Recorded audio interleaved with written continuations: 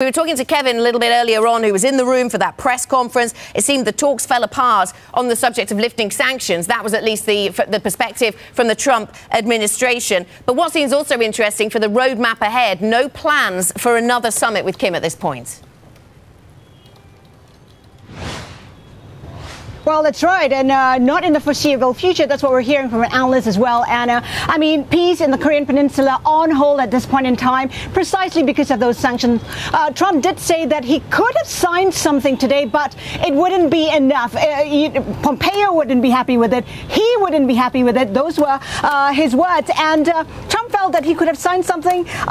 He talked about how North Korea was willing to give up, for instance, dismantle the Yongbyon facility. But that won't be enough. He wants to see what happens next to the warheads, the missile systems. That couldn't be addressed. They couldn't be addressed today. So they have to continue talks. They see that both sides will do that.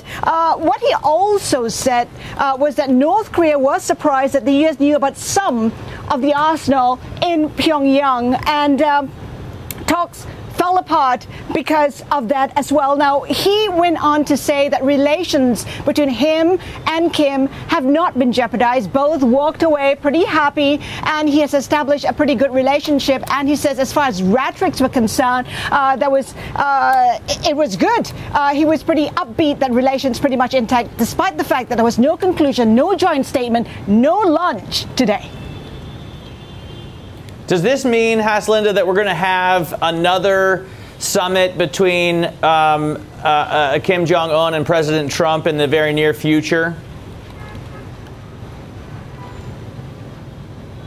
No.